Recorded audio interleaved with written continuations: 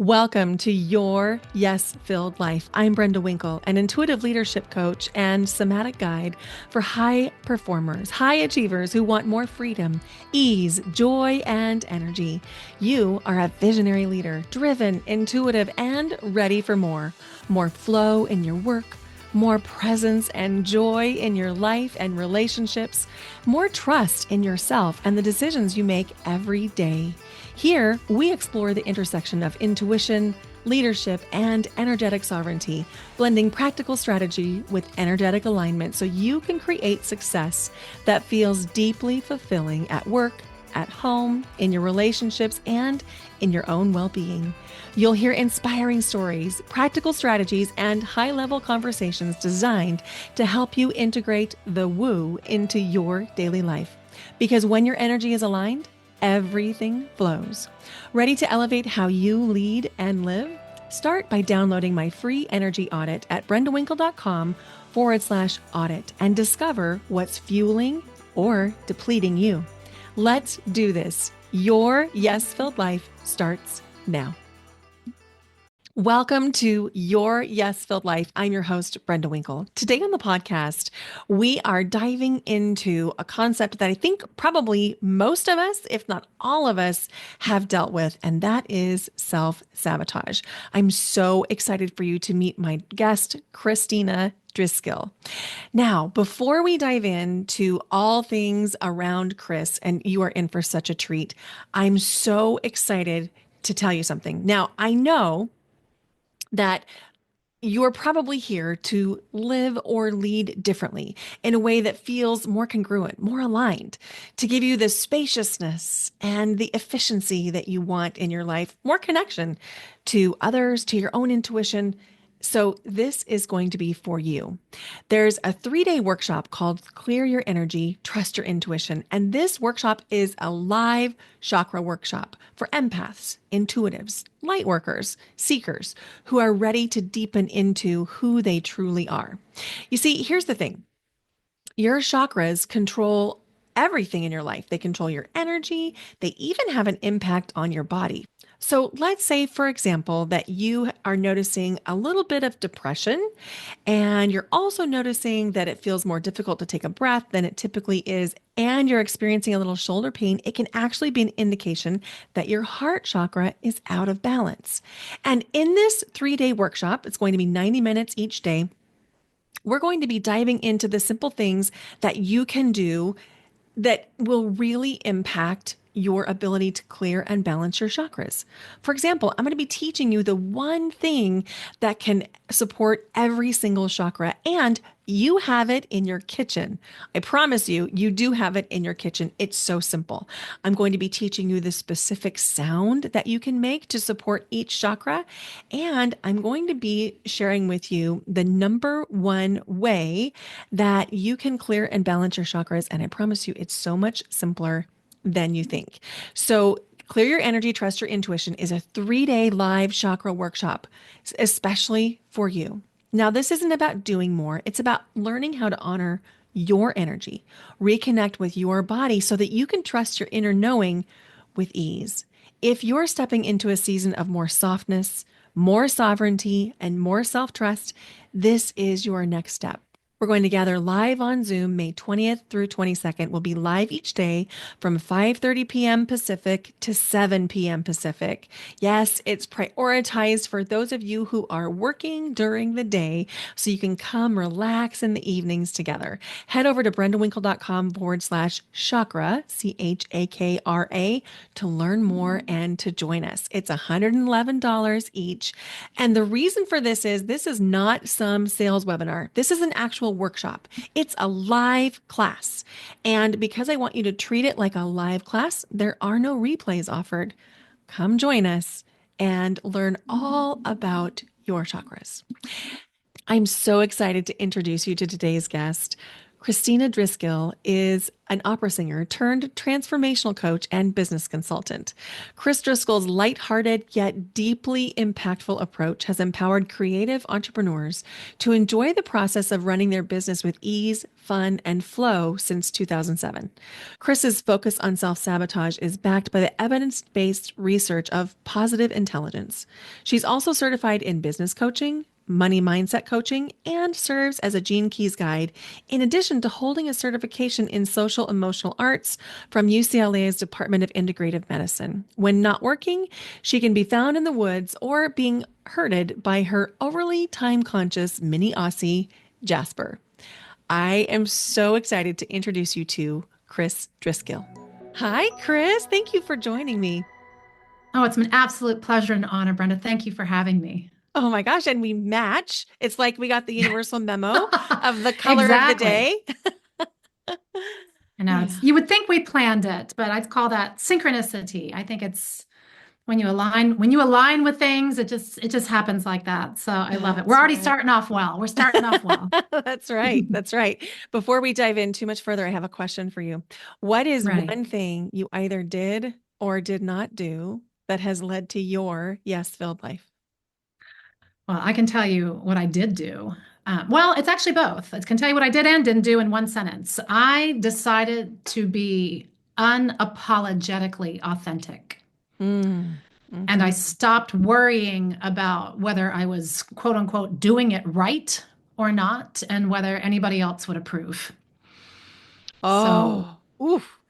That is so good. And, I think that you just summed up that is so powerful. It seems simple, and it is simple, not easy though. no, especially when this doesn't describe everybody, but it certainly describes me. When you have a very strong primal link to acceptance and approval, it's difficult to step into your truth. It's difficult to accept that the best and most meaningful and useful version of yourself, during your time on this planet is to be that version of you and not the one that you grew up thinking you should be, what people told you you should be, what an industry told you you should be, what would make you look good, what would make people, think you're successful or doing a good job. I just decided that operating under any premise other than my own truth was actually not only not in service to me, but it wasn't in service to anyone else. And I was afraid for a long time to really step into that kind of feeling of shining my light as bright as I could. And I think because of that acceptance, approval, that DNA link, that Hmm. strong primal link, I was always afraid that it would be too much. I was told it was too much. you know, you're too this, you're too that, you're too, Hmm. Hmm. something. And I was so afraid of being in that space, being too much for other people, not being accepted by others potentially, that I felt like I held myself back for a long time. And I just got to a point where I realized that that's not my truth.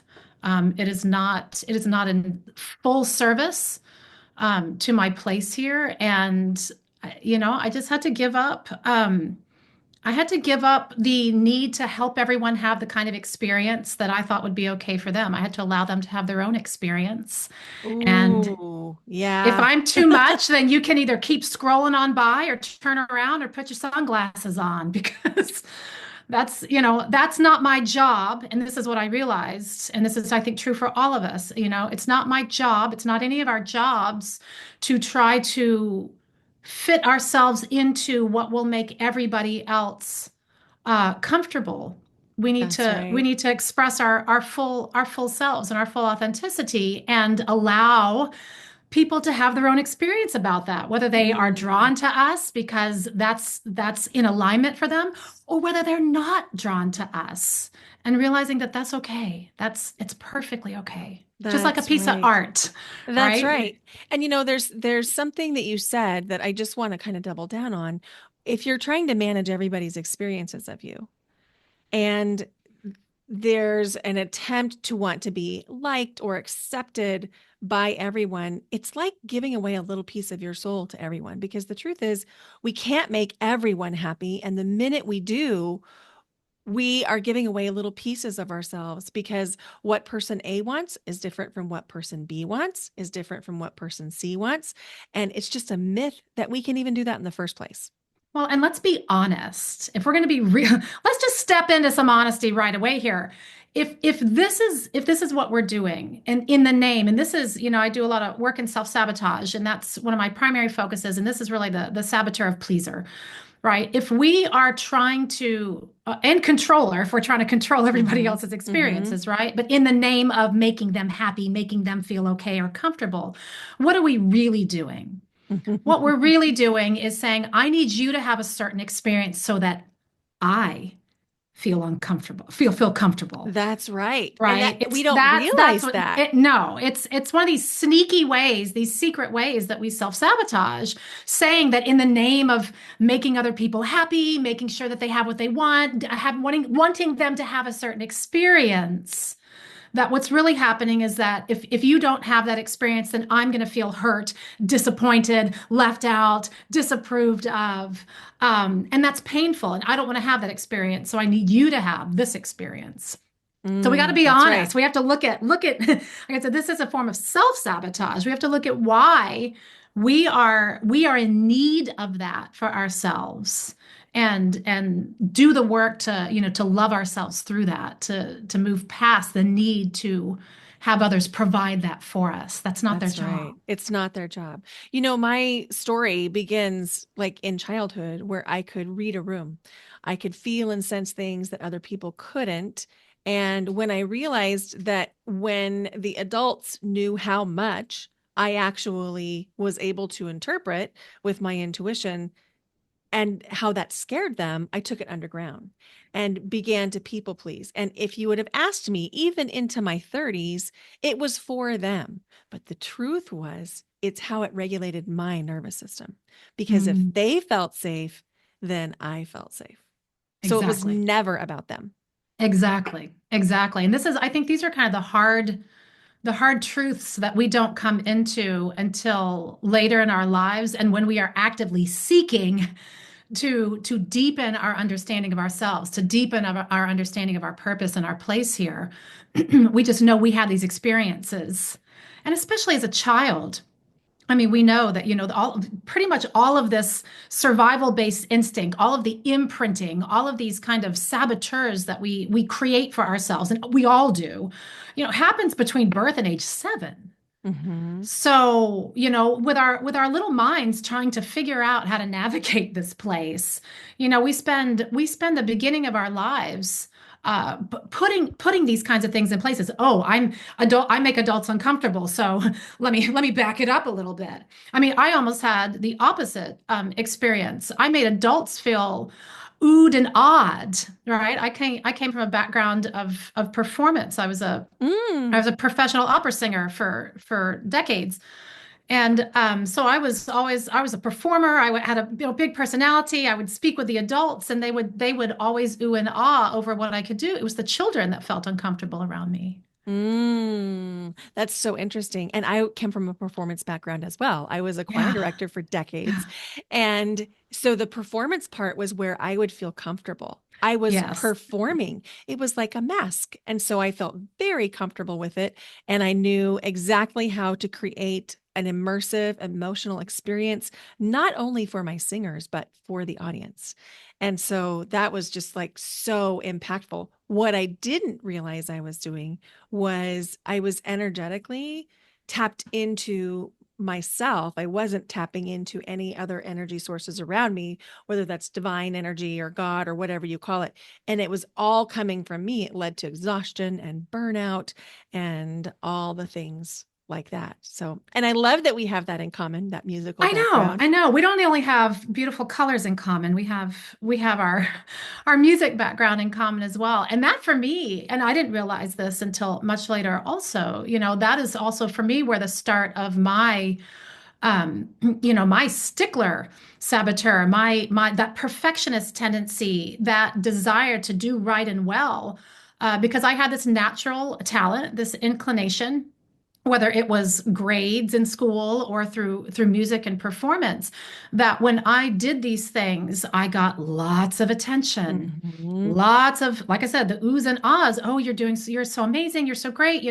And so in my little child mind, with this very strong coming into this world with this very strong, primal acceptance approval link, my mind interpreted that. And of course, as a child, I didn't know I was even doing this. This was an unconscious That's right. Hmm. belief that was put into place. My little child mind said, oh, well, the better I do at this, the more love and acceptance and approval I seem to get. So I Hmm. need to be perfect. I need to do this, as perfectly as possible. And so that, desire to make everything right and being afraid of it not being right Hmm. really set in at a very early age. And I ended up doing my doctoral dissertation on performance anxiety and how the brain works for this reason. I saw that, I always got so nervous, even though people would tell me, "Oh, I could never tell. Oh, I didn't even know you were nervous."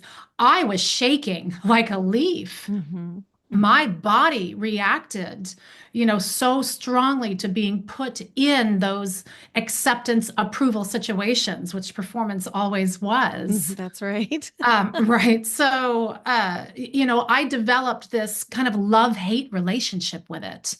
I loved performing. I loved the art form.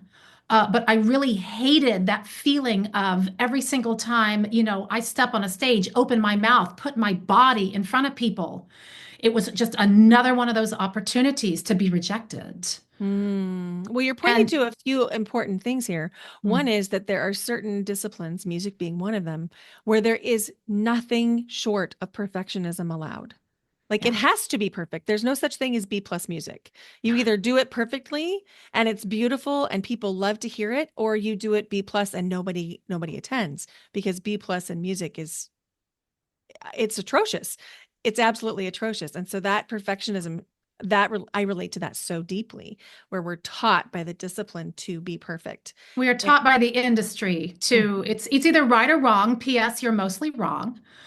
And this is the teaching style, right? Yes. Mhm. That especially with the voice, and your background was with the voice as well, that we are teaching someone something that you can't see or touch, That's right. right? So there's a lot of trial and error. Yet I don't know about your experience, but my experience didn't really talk about, hey, we're going to have a lot of trial and error here. Hey, we're going to make mistakes. Hey, we're going to see what happens. There really wasn't a lot of that. There was a lot of no, no, no, no, no, and occasional yes that you tried to hang on to and then try to recreate that yes and try to avoid the no. Hmm. So, I mean, that Hmm. really shifted the way that I became when I started teaching, when I taught at university and when I became a coach and started doing this kind of work as well. That was such an important experience, and I'm grateful for it because it taught me that, you know, I did not want to share information in a way that shut other people down. That's so We impactful. already have enough self-sabotage going on. We That's already right. do it enough to ourselves. We don't actually need that supported by someone saying, "Yeah, you need to be judged at this moment while you're trying to learn, while you're trying to practice," right? Hmm. Okay, so you've built this beautiful life and your successful career, powerful presence, and a calendar full of responsibilities that once lit you up, but lately something has made it feel just a little bit heavier. So let me ask you something. What if this was your moment to soften into a new way of leading? I'm Brenda Winkle, a psychic medium, somatic coach, and intuitive guide, and I work privately with high achieving women who are ready to trust themselves more deeply, to reclaim their energy, and lead from the inside out. In our one on one coaching together, you'll experience the kind of support that's both deeply spiritual and highly strategic. I'll bring my psychic gifts, mediumship, and somatic tools to help you move through emotional residue, to help you get really clear on what matters most to you, to help you clear your energetic field, and lead in a way that feels powerful, precise, and completely aligned with who you really are. Leadership can feel really lonely, but it doesn't have to. This isn't about doing more, it's about being more you. If you've been craving personalized support, intuitive insight, and energetic sovereignty, this is your invitation. Go to brendawinkle.com/coaching to learn more because your yes filled life, it starts the moment you say yes to yourself. So let's talk about the self sabotage. You've Mm, identified some archetypes yeah. of self saboteurs. Can we talk about and maybe list them out Yeah, and then we sure. can unpack each? Sure. So I came into self-sabotage work and working with saboteurs through the work of Shirzad Shamin and his organization, Positive Intelligence. And he wrote a book by that name. It's a New York bestseller, wonderful, incredible book about his experience and how he came into this research. And through his research, he developed this understanding of these 10 saboteurs that we have. And the top saboteur he calls the judge. And these are archetypes, right? So it's not like this is, I mean, there's many archetypal systems. So you may have heard these terms through different systems as well. But when he goes through the research, he basically explained how through factor analysis, like these are the 10. These are the only 10 that are going to create self-sabotage for us. Anything that we are doing that's creating a negative experience for ourselves or suffering for ourselves is one of these coming from one of these 10 things. Mm-hmm. So the top one is the judge. I've named all of my saboteurs and given them characters. They just kind of evolved from my study and work of this. My judge's name is Marty. Mm. And each one of their names has an acronym to it. So Marty stands for makes awful remarks to you. And Marty's kind of cold and condescending, but in a very convincing kind of way that it's real stuff. So there's the overall judge that we all have, and we judge ourselves, we judge others, we judge circumstances. So Mm-hmm. the judge shows up in that way, and then we have these what he calls accomplice saboteurs. So we have this other cast of characters that can show up, and we may have different ones show up in different situations, but we tend to have favorites because of however we grew up Mm-hmm. or what our Mm-hmm. experiences were or what we developed as children as well. So the other ones include the pleaser, which we've already talked about, the hyper achiever, which shows up a lot in the business world, a lot in the entrepreneurial world, a lot in the creator world, Mm-hmm. right? Nothing you do is ever enough. I got to keep going. It needs to more, more, more, more, more. The controller, needing to either be in charge or control whatever situation, or it leads to feeling stressed or anxious. The avoider, everything's fine no matter what. We've all seen that cartoon picture of the dog sitting with the cup of coffee and its eyes are popping out of its head and the whole office is on fire and it's saying everything's fine, right? Yes, That's yes. that's a good example of the avoider. The stickler we talked about, that's kind of that tendency to need everything to be right, Mm-hmm. right and good. The victim, which is a victim is a universal archetype. We all have aspects of victim, that part of us that'll say, I can't because, or I'll never be able to, or these kinds of things. Why is it not happening for me? Look at everybody else has this, and why not me? This kind of stuff. Mm-hmm. Restless. Um, these are the people who have 12 different projects going on at the house at one time, right? And they forget, oh, I forgot I put all that stuff out there. So we have that kind of need to shiny object syndrome. This kind of stuff Mm-hmm. comes from Mm-hmm. restless. Hyper vigilant, and then hyper rational, always kind of being on that side of explaining away or being frustrated with other people's inability to understand you, to see the point, to look at things rationally.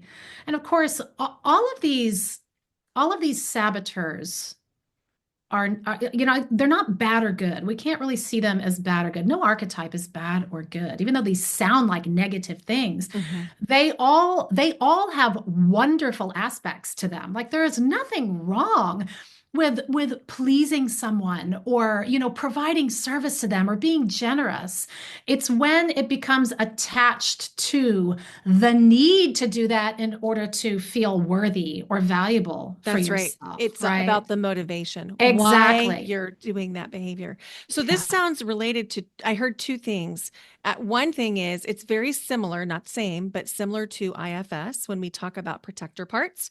I'm trained Yes. as a somatic coach and have a background with IFS training in looking for these types of patterns, and we call them protector parts. And Yes. then I also heard a couple of human design Yes. archetypes within, especially when you were naming the multitasking one.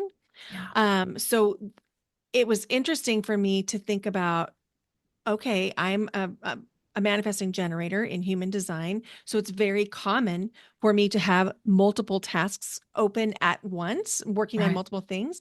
And when you said that, and I don't remember the specific name, can you remind me? Yeah. Restless is the The name of that restless. particular one. When you were talking about that, I was just listening with the beginner's mind thinking, I wonder if there's a little saboteur inside some of those behaviors. And I'm sure that there is, because if I'm starting a project that has nothing to do with anything I'm actually Yeah. targeting as a goal, then that would be a saboteur behavior. So as we learn to work with these saboteurs, how how is it the motivation that we notice, and that's how we can start to come face to face with, oh, this might be a self-sabotage pattern? Or what are some other ways we might be able to identify that we have something going on related to self-sabotage? We want to be looking for the kind of experience that's produced by our behavior. Ooh, say more. So, and like I said, there's nothing wrong with wanting to achieve things. People who are a high achieving oriented, there's nothing wrong with that. There's nothing wrong with wanting to feel in control or taking control of the situation.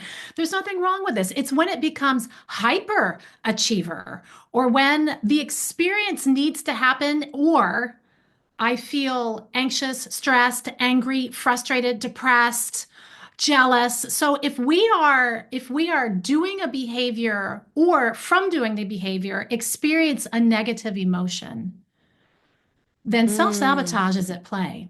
If Ooh, it's not if it's not yeah. bringing us joy, if it's not, like when I want to achieve excellence, that brings me joy. But if I'm trying to achieve excellence because I'm scared to death that I'm going to be rejected in the world, that's hyperachiever. That's I'm so afraid that I'm going to suffer. And Mhm. that's now why I'm doing this particular thing. Well, that's going to create stress and constriction in my system. So could we break this down for somebody who's like, okay, I'm still back at self-sabotage. What might an example be of creating a certain behavior pattern and then realizing that you're not feeling the way that you wanted to feel? Absolutely. Well, I'll kind of explain this like Shirzad does, because I think it's such a clear example. Um, we talk about like whether or not negative emotions are useful.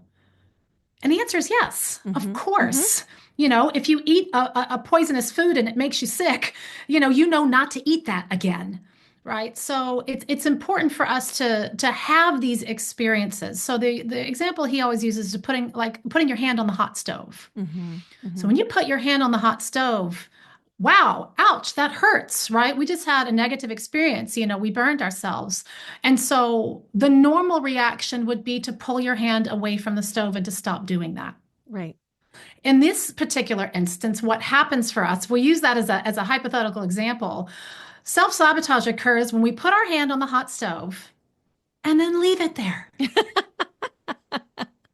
So we feel the suffering, we feel the negativity, but instead of noticing that behavior and shifting over immediately, we continue to brood in it, continue to feel it, continue to believe that the suffering is necessary. And a lot of times that can be done in the name of success, in the name of Mm-hmm. acceptance, approval, Mm-hmm. whatever it is. So it's basically what happens when we experience a negative emotion. And we, for whatever reason, our conscious or unconscious programming, the way our neural pathways have been well laid in these types of behaviors, we stay in that space. Mm-hmm. That is when it becomes, instead of just an experience that we can shift from, it becomes an experience, a negative or experience creating suffering that we unconsciously choose to stay in. And I love that you highlighted the word unconsciously Well, who would choose. consciously choose? Who would be like, "Oh, I feel horrible and I'd like to continue that." Like we Yeah, nobody. Nobody wants to feel that way. And yet, so often we do. So often we feel like we're at the bottom. We feel like we're losing. We feel like we're never enough. We feel like we can't possibly do enough. We can't win. We have these feelings and we get stuck in them. And we feel this frustration of why am I feeling like this? And this is exactly what it is. We have experienced some sort of event or circumstance or lack of not knowing something, and it has created a negative feeling for us. And we have unconsciously chosen to focus on that. And so it creates this, negative energy around us, whatever it ends up being. So it's stress, anxiety, frustration, anger, isolation, victimization, jealousy, whatever it is. But it is, and this is the key to it all. There's two keys. Number one, to understand it's a choice. Mm-hmm. We all have Mm-hmm. the ability to consciously choose to redirect our energy at any given moment. Yes. That Yes. that is your right. It's your birthright. It's your ability. We all possess it. You don't have to earn the right to do that or think that you have to have a certain kind of life to do that. I mean, to me, this is the key to your yes-filled life. The understanding that you have the power to choose. That's right. So Nobody kept me from that. I chose all of a sudden. All of a sudden. absolutely. Could have done Now, it all along. I've been working with the subconscious mind for, well, since 2016. Mm. And so when I became a theta healing meditation technique practitioner, started to unpack belief systems and beliefs and begin to shift them for clients. And one of the things that I am beginning to believe is that we have subtle knowing. It's not overt, it's very subtle. We have subtle knowing of what our beliefs are. And for me, if I think about myself, it comes in the form of like a little sentence that's in the back of my mind when I'm getting ready to engage in a behavior that I know doesn't serve me. It's like a little warning flag, like, hey, are you sure Yeah. that's really what you want to be doing right now? And I'm wondering, when going back to you saying it's a choice. And I absolutely believe that once you make a choice to address the thing that is causing you pain, even if you aren't sure what that is, that things begin to shift. Yes. What is your experience with the little subtle knowing? Like it's subconscious, but Sure. tell me more what you think. Sure. There's you've brought up part of what I like to refer to as smart person syndrome. I work with people who are very talented and they're very smart. And so when I say you can consciously choose to redirect your energy, smart people say, "Huh, all right, fantastic. I'm just going to redirect my energy over here and then I'm going to start doing that thing." And then they don't. Mm-hmm. And then they get very frustrated and they, well, two things happen. They either get very frustrated. Why can't I do this? What's wrong with me? They get frustrated themselves, or they get frustrated with the system. Oh, that doesn't work. Right. And it's because of these little beliefs, these beliefs that are, like I said, they create neural pathways that have been laid so strongly Mm-hmm. that it doesn't really matter if you have consciously decided to shift. If you have a belief working against you, that is saying the exact opposite of what you're Mm-hmm. now saying you want to do. And I believe these little subtle messages that you're talking about are our mind's way of trying to open that door Mm-hmm. to your truth. And if you have it's on two sides, right? You've got this new way of wanting to be. And if you've done the work, or if you are tapped into your intuition as you are, then those messages of what is aligned with you will tap you on the shoulder. Like you said, is that truly what you want? Is that in alignment for you? Does that truly resonate with you? Does that Mm-hmm. move you toward your dreams and desires? So if you've done the work, and if you're on the path to work and you've done that enough, you will get those beautiful, subtle messages coming forth for you. On the other side, if you're not quite there yet, or you haven't started that, you get the other ones. You'll never be able to do that. Ha. You think you're gonna be able to fall through that? You've never followed through with anything. And there's those little saboteur voices from the Hmm. old beliefs. So no matter how much you say you want this, until we go and do this work with those conscious but oftentimes unconscious beliefs, we don't get the pleasure and the privilege of these subtle ones that will come in and share with us our truth. Once you open that door, though, oh boy, Oh boy. doesn't it So start to show up? It's beautiful. it's amazing. At the very beginning of my journey, like into the healing arts, into intuition, into really accepting who I am and what I'm here to do, I read a book called E Squared by Pam Grouch. She's also been a guest on the podcast. And what it's several exercises. I think it's 12 exercises of the subconscious mind. And one of them was about finding cars that were sunset beige. So I set out with the intention to find as many sunset beige cars as I could possibly find. And I went, driving around. I went to the edge of my block because I was in a cul-de-sac so that I was on the busier street just to be able to put myself in proximity to the sunset beige cars. And as the day wore on, my frustration grew because I didn't see a sunset beige car anywhere. And I was picturing that it was going to be, like a sunset. That's really what in my mind, I was sure it was going to remind me of a sunset, maybe orange or yellow or sunset beige. Well, by the end of the day, I thought, all of these other experiments have worked. Why isn't this one working? This is really strange. And so I thought to myself, I wonder if I'm looking at this wrong. I wonder if I know what color sunset beige is. And so I did a Google search and I was like, what color is sunset beige? And up came all of these images with this goldish tan. I had been seeing those cars all day. I'd Ah. seen hundreds of those sunset beige cars, but I was looking for orange. And if we're looking for one thing and we don't know what we're looking for, sometimes we'll think we don't see it even when it's right in front of us. In other words, the relief that we often are seeking from these self-sabotaging behaviors is often right there, and we might need to shift our perspective and ask different questions to get there. You're making such a exemplary description of what it looks like to use two different parts of our brain. And the parts of our brain that constrict us, that attach to certain outcomes, like it needs to be this, or I can't be happy, or, like the color, this is the color, like as in your example, this is the color I'm looking for, and it's this color, but you don't even really know yet, right? You just assume, or whatever it is, that's your perspective. The parts of our brain that are attached to these self-sabotaging behaviors, there's certain parts of our brain, and when you allow yourself to open up into the example you give would use two different types of gifts that we like to talk about called explore and innovate, right? One, you got really curious about, well, wait a minute, do I even know what that is? That's Mhm. you're exploring, and then you said, okay, I'm going to look this up. I'm going to get some more information. So you kind of went into that. All right, well, let's figure out, let's innovate some things. You shifted perspective or gave yourself the opportunity to.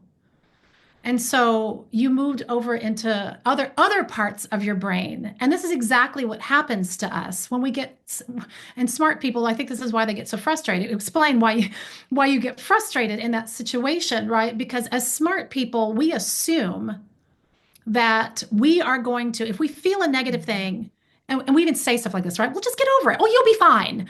Or come on, cheer up. Come on, you can do this. And it actually just makes us feel even more disheartened Mhm. or Mhm.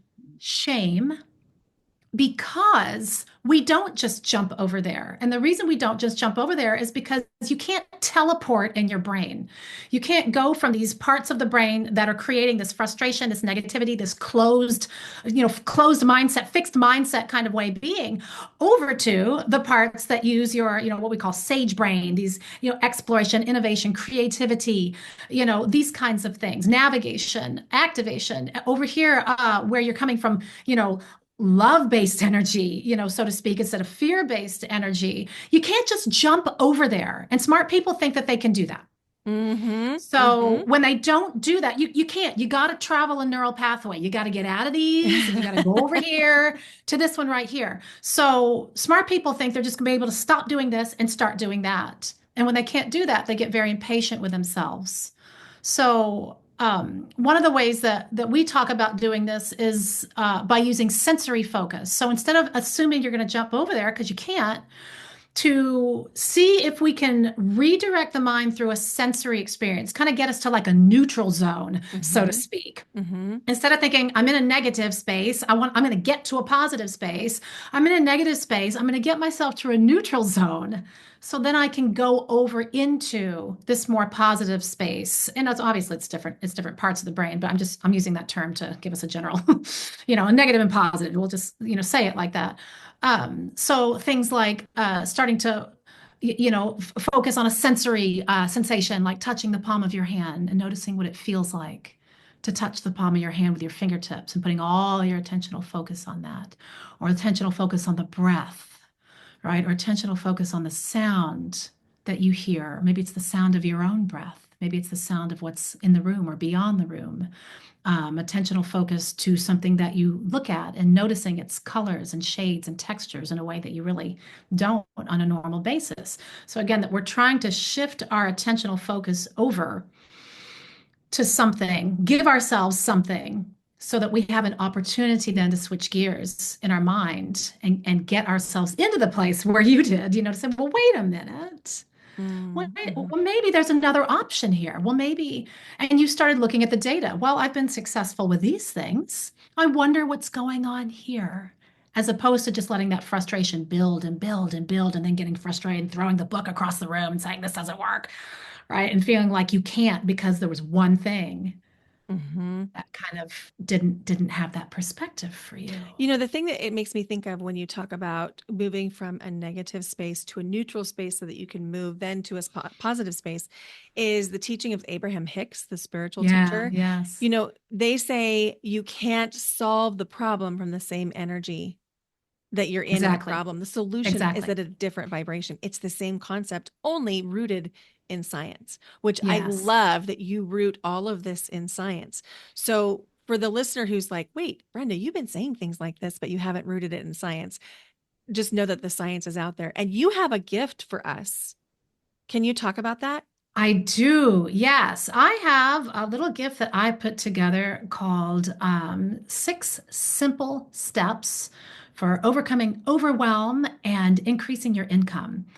And one of those steps is to identify those saboteurs. I give you a way that you can connect with information and do that, an assessment you can take to actually do that, and then 5 more ways, because I think this is where we start to realize, hey, the only thing, and this was my this was my key to my yes filled life, right? That I am the limiter. Mm-hmm. I am the Mm-hmm. limiter. So if I want to see a change, then the work I need to do is actually not out there, it's in here.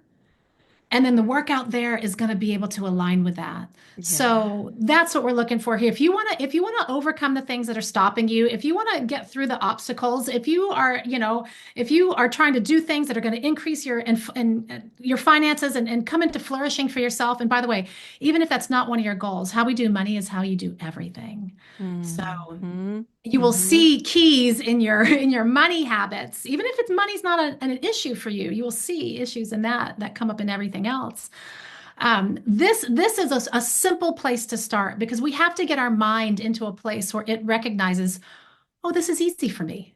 Mm-hmm. I can do this. Yes.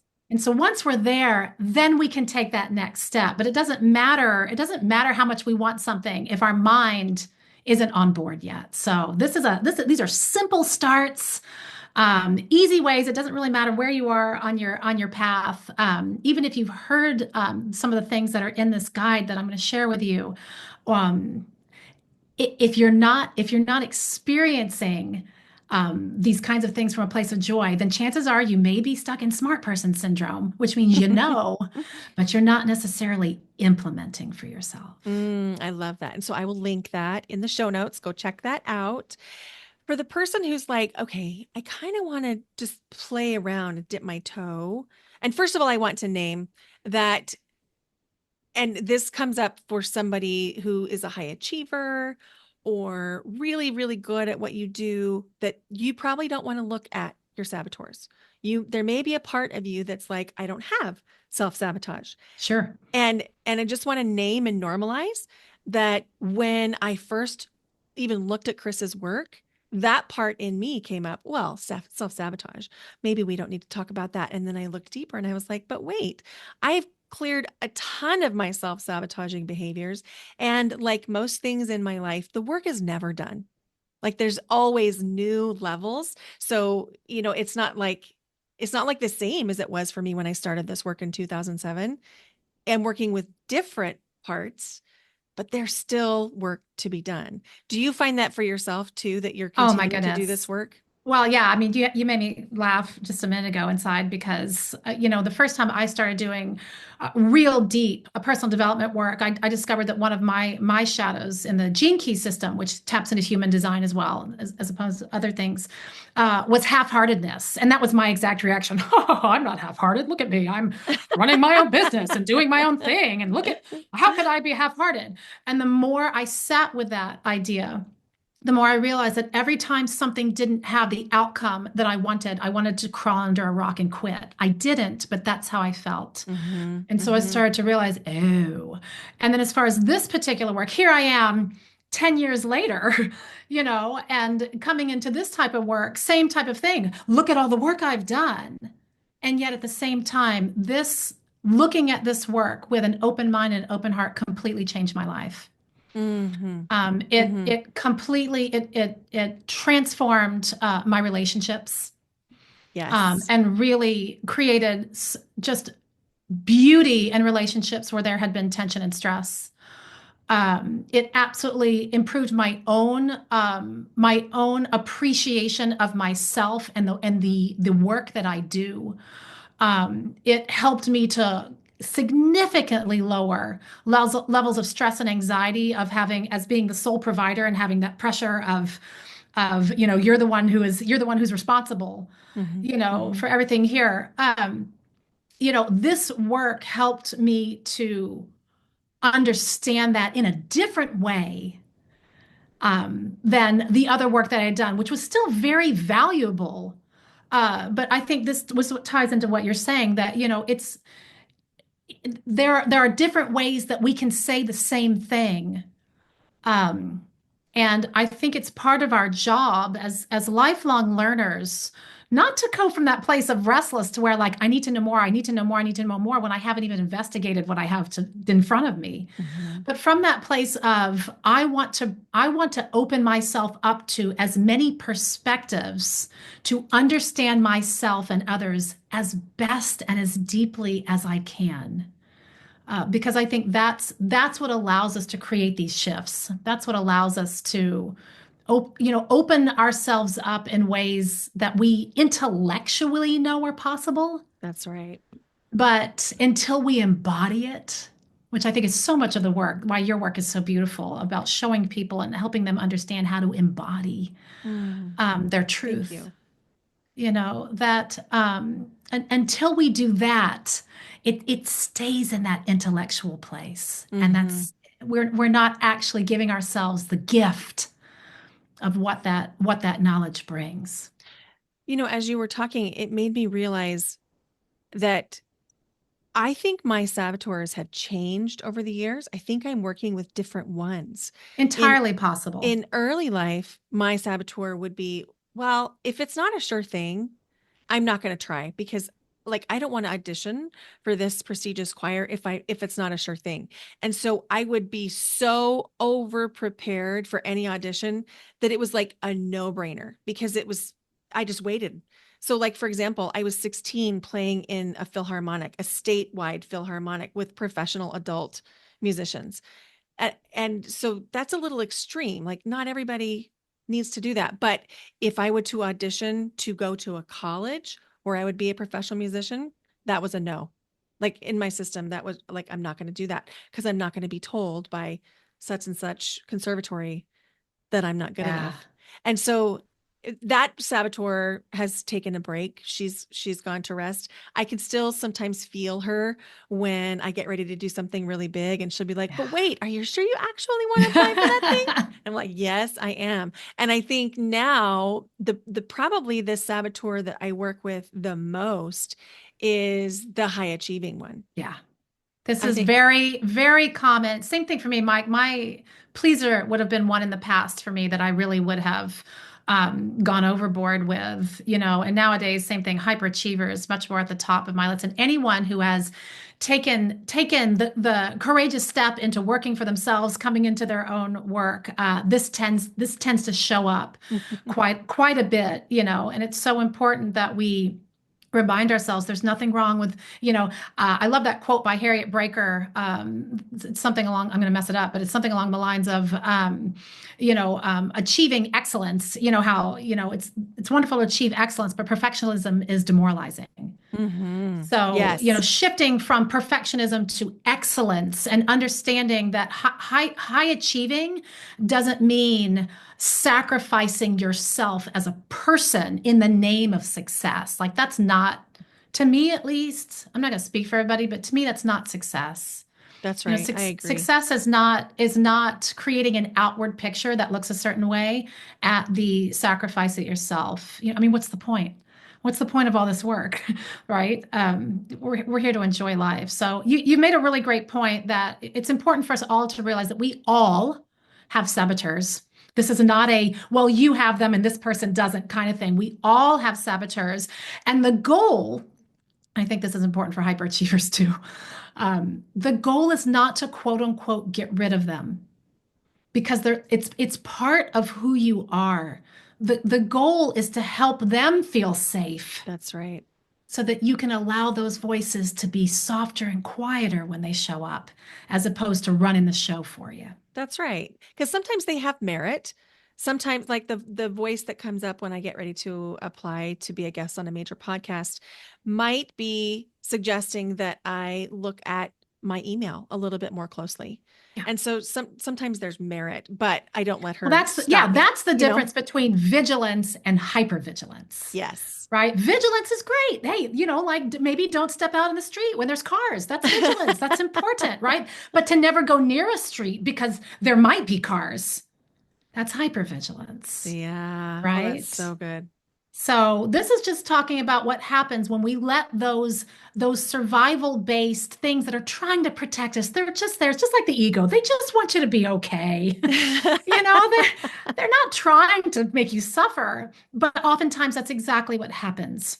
Mhm. We end up suffering in the name of trying to keep ourselves safe, and we don't even know we're doing it. So it's not the qualities, it's our exaggeration of the qualities that lead to suffering that we really need to investigate and learn how to work with and learn how to shift our mind over so that we can allow those things to help us as Mm, opposed to stop us. so good. Kris, how can people connect with you? Where can they find you? Oh, you're welcome to check out my website. You can go look at my little saboteur characters if you want. My website is just my name, krisdriskill.com.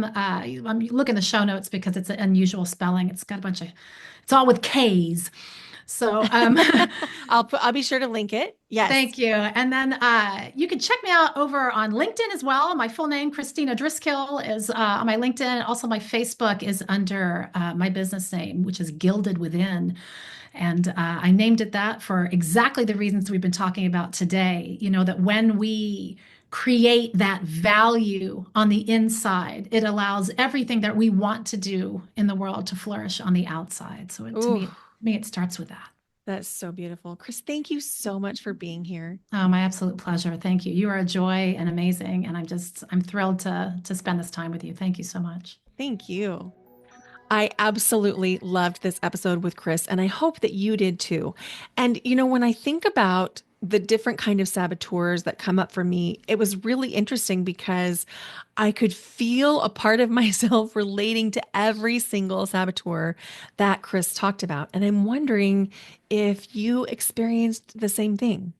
And so be sure that you click the links in the show notes to go make sure that you're following Kris and you're connected with her, because I'm telling you what, she's got some really fun things coming down the pike, and you are going to just love even looking at the homepage of her website. I don't want to spoil it for you, but I just want to tell you it is worth your time to go check it out, because you're going to get a little sneak peek into each of her personal saboteurs. Remember how she said that each one had a name? Yeah, go check out her website so that you can see those for yourself.